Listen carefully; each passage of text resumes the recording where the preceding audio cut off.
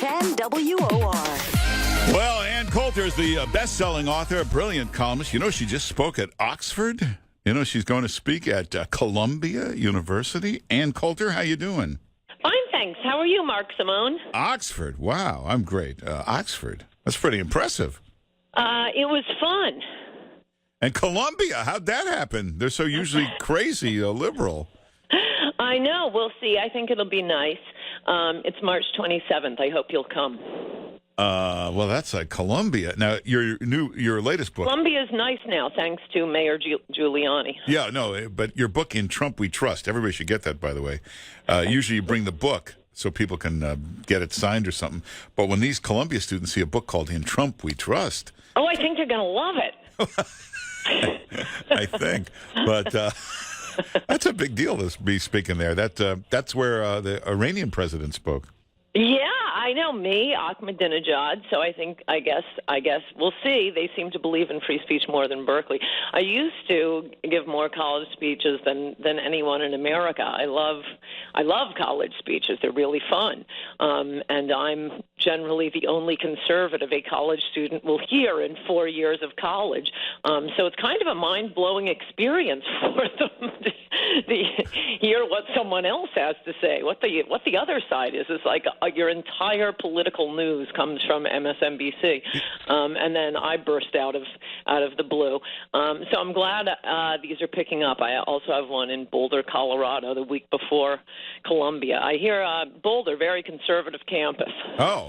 I'm being sarcastic. Oh, there you go. Boulder.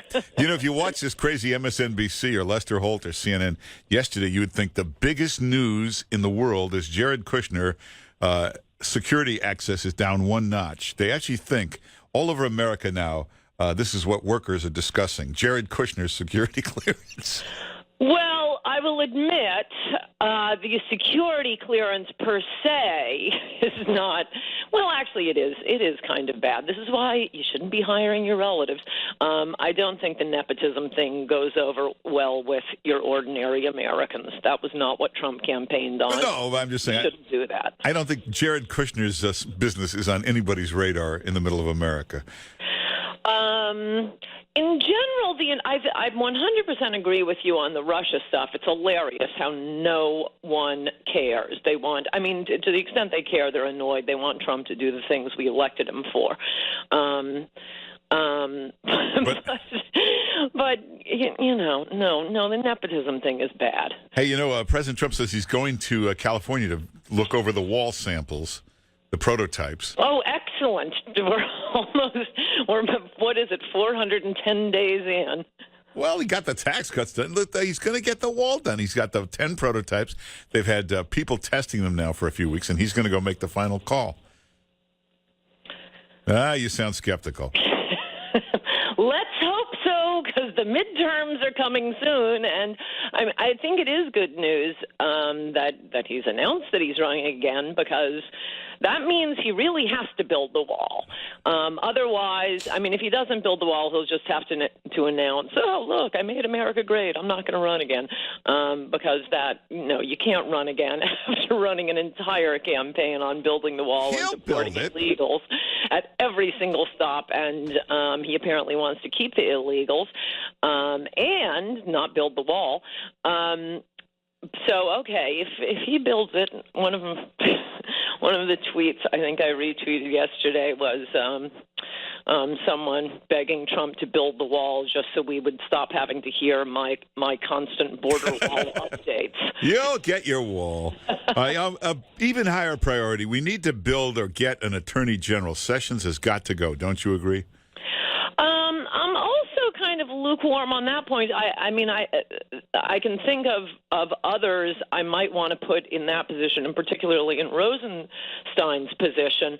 I wouldn't get rid of him. I'd move him someplace else. Yeah, well, that's what would happen. They'd give him another cabinet post. Here's the problem. Like maybe Homeland Security. Well, the problem is you can't get a new attorney general appointed. Congress will never confirm anybody. So you can only take somebody who's already in the administration. Oh, that's and say, no, this is the whole problem with the Trump administration, as illustrated by the Michael Wolff book. Michael Wolff, Trump administration, or Trump himself may denounce that book, but Michael Wolff is a great reporter. Everything he reported was told to him by someone working, let's see, that's right, in the Trump White House, and Trump hired them. You can't just keep moving the swamp pieces around. Okay, but you can't. And no, I totally disagree with you. You only need Senate confirmation. But you won't get it. Oh, for Pete's sake! Well, then we're getting rid of the Commerce Secretary. Where is it? Transportation? Where is Mitch McConnell's wife? Yeah. I thought that was the whole point of putting Mitch McConnell's wife in a cabinet position. But if you name somebody you would love as Attorney General, these senators will never confirm him. And Trump has no power to influence these senators. I've never seen someone so pee-whipped by Congress. You can try. Oh, for Pete's sake. You can try, but okay, now I'm with Lawrence O'Donnell. He wouldn't have run into the burning building. So if he can't face down Mitch McConnell, if he can't make them bend to his will on an appropriate attorney general and appropriate people for a lot of these positions, the problem is he was listening to Reince Priebus and RNC and, his son-in-law, who has a lifetime of experience in politics, and just, moved people from the RNC over to these positions in the administration. That has been an absolute abject disaster. No, I got to agree with you on that. Here's breaking news, big breaking news. PBS is going to launch a conservative talk show. This is... Oh, this is going to be like the New York Times conservative columnist. Yeah, they have this David Brooks, who's the most liberal left-wing kook, but they register him as a Republican so they can claim he's a Republican. Well, the funniest thing is this recent. I'm sorry. We'll get back to the NPR or PBS or whomever it is because I'm dying to hear who they're. I'll make some guesses. There's been this push at the New York Times editorial page. We're bringing in conservatives. We're bringing in conservatives, and every one of them is a liberal on every single thing except Israel. Oh my gosh! It would be like hiring, a liberal Catholics, and the one thing they're conservative on is abortion. It's like CNN has that woman, Anna Navarro, who's the most left-wing liberal you've ever seen. And they say, well, she's registered as a Republican. They do that just to trick you. But we could take care of that if Trump would start deporting illegals. Well, let's see. I don't think I have the name of the two conservatives, but they've got. But you're right. Yes, they're good on Israel. All right, here it is. I don't know if any. Michael Gerson. Do we know who that is? And Amy Holmes. Oh, okay. Not great. So, but PBS is the most crazy liberal network. There's nothing more left-wing kooky than that Bill Moyers show. Yeah, totally, and traitorous left. But it's interesting. I do think this is a good sign, and at least the threat of Trump not being afraid of Mitch McConnell perhaps is influencing PBS.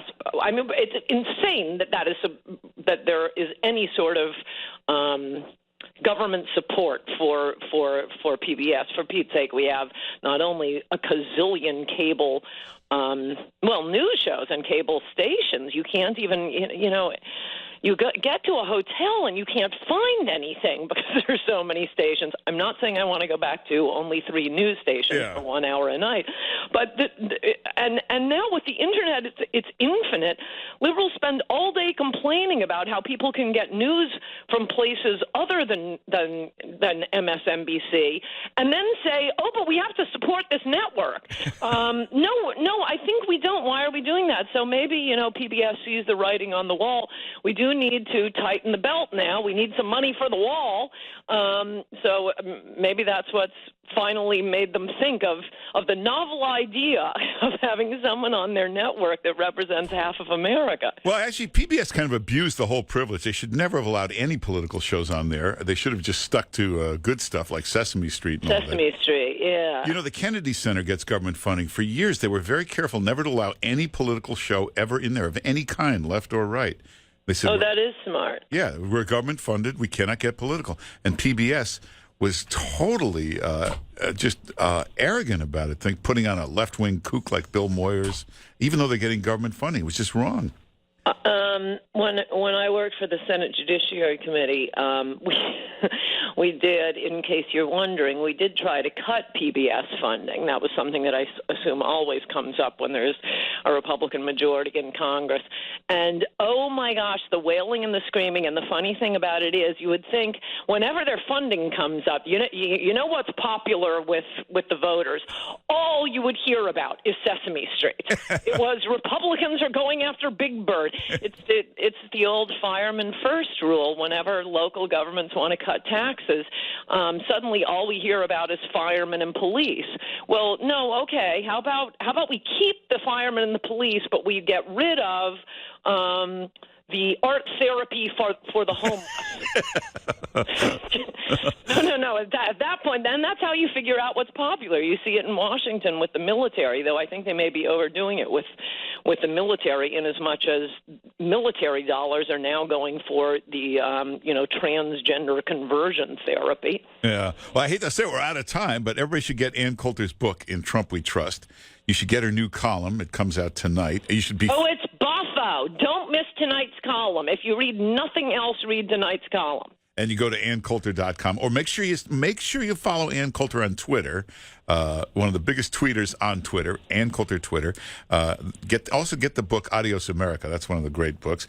And when are you going to speak at Columbia? March 27th. I think it's 7 p.m., but I'm not sure about that. Mark your calendars. March 27th. It's going to be fun. Is that open to the public, or you have to go to Columbia? I think so. Oh, okay. So you can see her. Certainly you can come. Well, it's all the way uptown. It's beautiful up there now. Remember when that was a war zone? Oh, thank you, Rudy Giuliani. All right, I'll come. But everybody follow all that stuff and follow her on Twitter. Ann Coulter, thanks for being with us. Talk to you soon, Mark. All right, take care. Everybody check out the webpage. Oh, we got some good stuff up there today. Watch